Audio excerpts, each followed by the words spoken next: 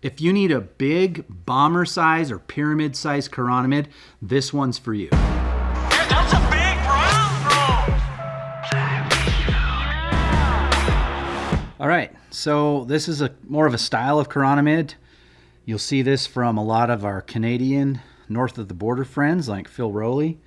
More of a style on this longer, more progressive bend hook. Got the bead oriented backwards, and we'll go ahead and get started tying. All right, so we're just going to attach our thread right at the eye of the hook here and tie in our breathers. And for that I'm using this Glow Bright in white, and I'm using 4 strands of it, so I just double it up and double it up again.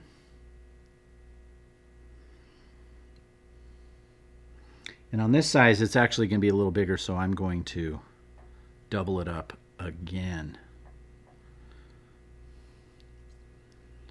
So if you were doing smaller 14, 16s, you'd get away with just a true doubling up. And I want to come right behind that tie-off point, make sure my bead can still slide up in there, which it can because it's reverse.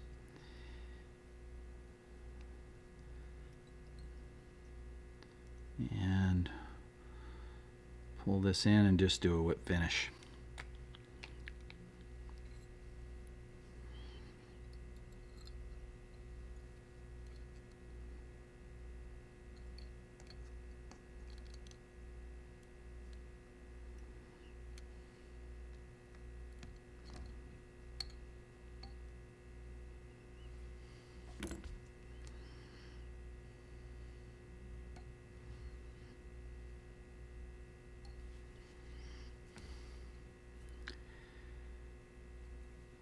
And then I just want to trim these little breathers about the width of the bead, thereabouts, like that. Okay, then we just reattach right behind the bead and we'll go from there.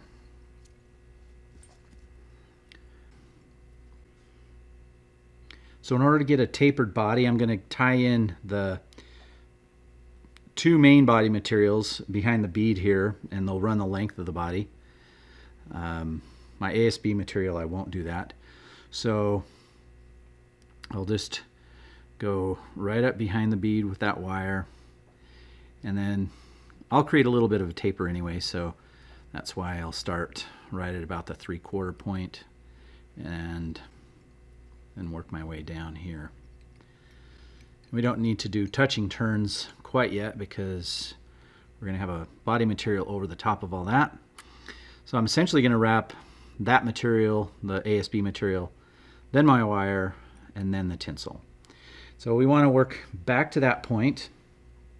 And I like the Semper Fi thread because it's ropey enough to grab, but it also lays flat enough that you don't have big irregularities in your wraps. So what I'll do is I'll grab my ASB material. If you're lucky, you can get it cut into strips already. If not, you just grab the bag material, which again, link is going to be down in the description, so you can buy some without having to go to a computer store. And then what I'll do is I like to trim this at a little bit of an angle so it ties in a little bit less bulk right at the tie-in point, like that. And then just we're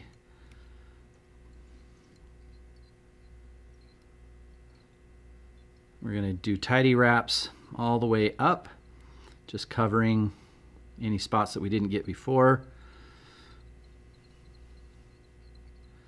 And then I'll work my way up there and then kind of come back and create a little bit more of a taper, which we can finish with the resin, but the thread helps it get a little bulky quicker. And then the wraps of the ASB material are just going to go kind of a half of a wrap on top of each other. And so I'll usually pull that first wrap pretty tight, and then each successive wrap, again, about half of a wrap overlap, just gives it a little bit more depth.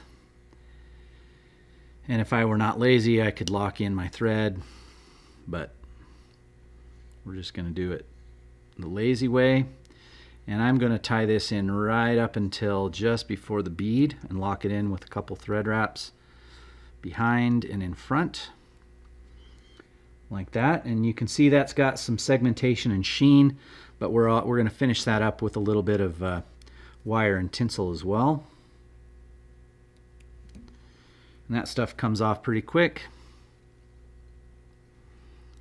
Okay, now we're ready for the wire. The reason I like to do the wire first is it kind of gives a track for the tinsel to follow, because the tinsel's slick and it will slide up and down as you wrap. But you can do that, again, rotary style. Nice thing about that, it helps you keep your wraps somewhat consistent and spaced like you want them.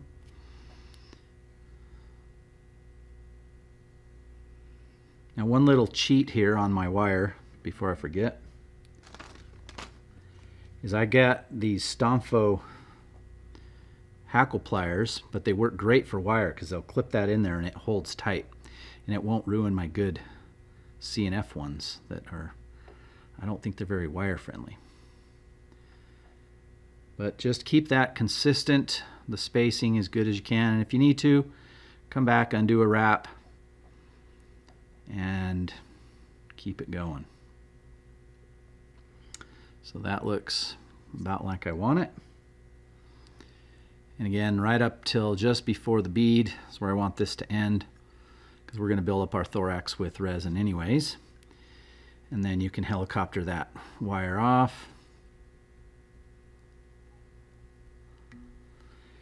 And when you do that, hold your thread tight so that it doesn't affect the wraps that you've previously done, because it will pull that through. And then with the tinsel, you can also use that hackle plier, or you can use your C&F one, which is a little easier on the tinsel. And on this one, I'll do a wrap, and I want to keep this right behind the wire as I go, and the wire kind of acts as a stopper, and you just keep your tinsel at this angle, and that wire just acts as a guide, and your tinsel will lay down right behind the wire. You don't want to do it too tight that the wire moves, but if you did the wire tight enough the first time, you're good to go.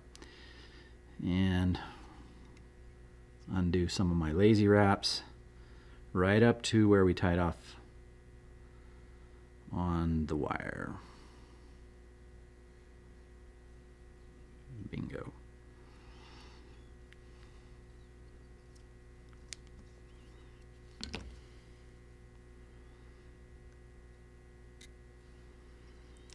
Now basically the tying is done, so we can whip finish this.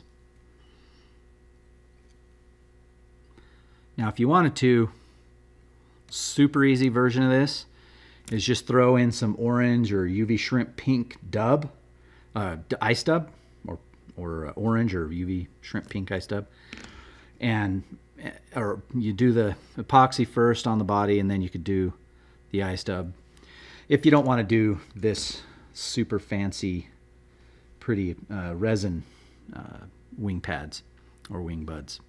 So anyway, do this in 2 steps. First thing is we'll just add some, you can add some Loon Flow or Solarize, whatever your favorite thin viscosity resin is. And that's going to look gnarly, but we're just going to get this around our fly. And the way I can tell that's too much, because I don't see the ridges, so what I'll do is just take my fingers and kind of dab that, and so you'll still have a little bit in there, and most of the resin kind of sticks in between the ribs, which is where I want it.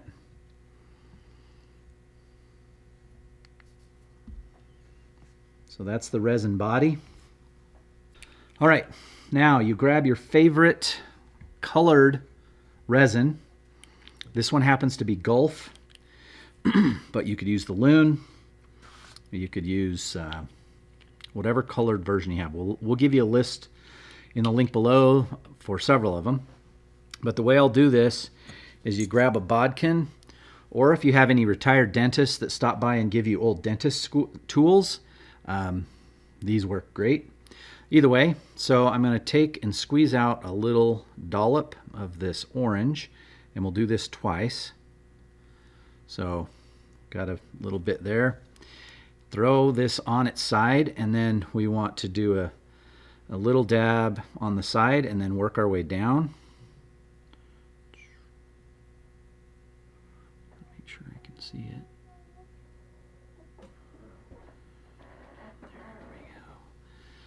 And then when we've put that on there, I just want to work my way down into the center underneath.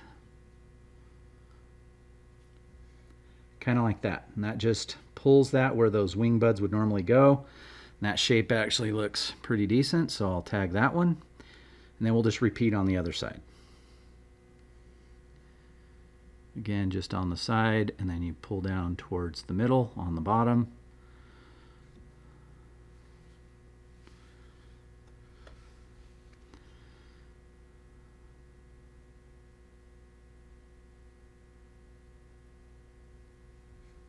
Kind of like that. Doesn't have to be perfect, but that looks pretty good. Look how that pops. Okay, and then I like to do a spot of black right on the top, kind of a wing casey looking thing. Same concept. You'll just get a dollop on the bodkin and then just slam that right on top. And that'll just go in there and kind of fill in the space.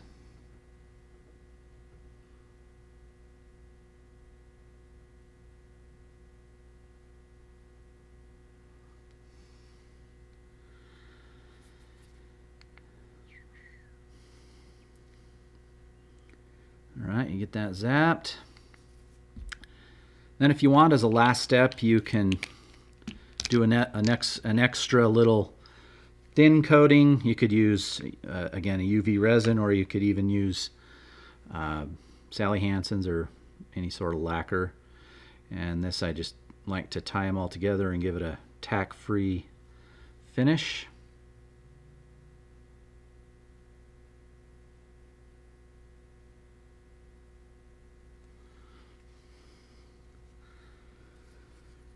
There we go.